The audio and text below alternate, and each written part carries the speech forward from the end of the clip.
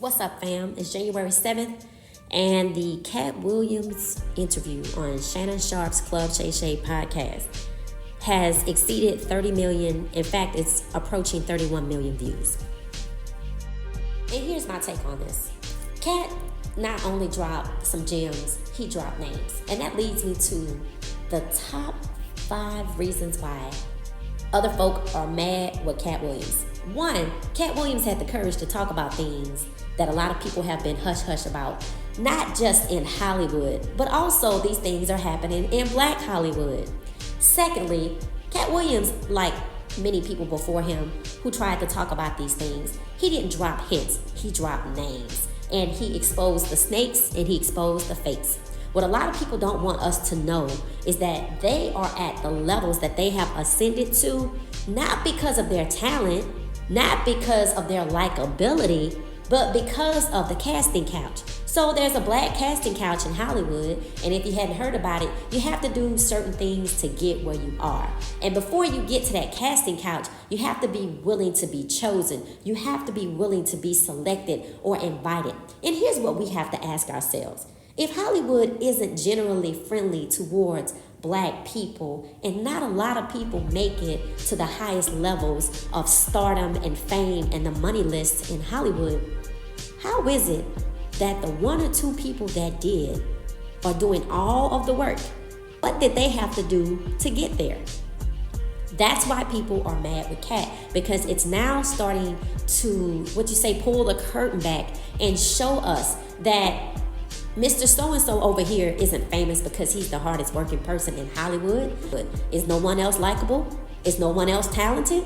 Of course that's not the case. So what Katt is alluding to is the truth. That's why they're mad. Moving on to number 3.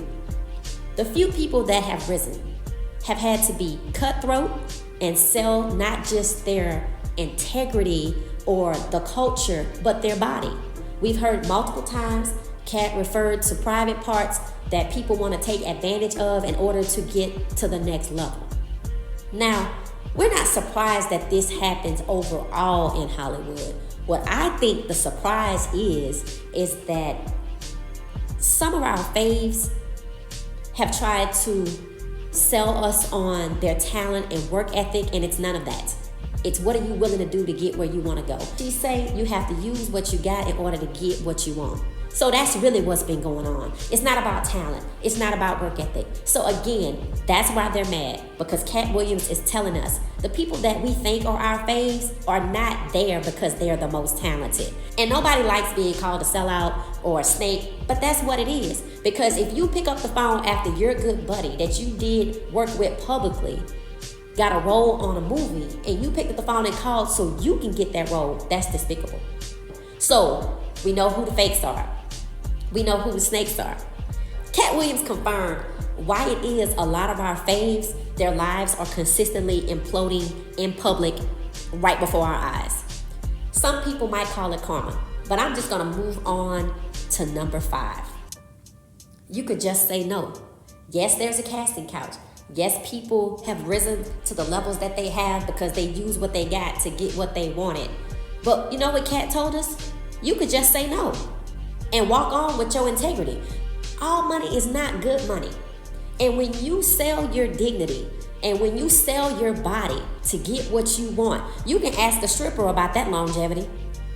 You can look and see why some of our faves are getting DUIs and have all of these weird stories attached to their lives.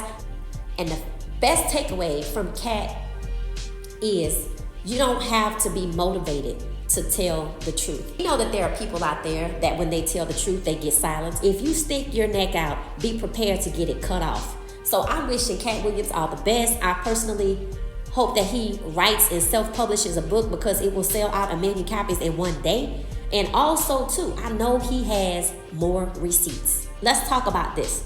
Are we now, as a result of Cassie Christian Keys and Katt Williams, are we now on the cusp of a Black Me Too movement? Okay, so drop me some comments. Let me know y'all's thoughts, what you agree with, what you didn't agree with, and what you think Katt ought to do next.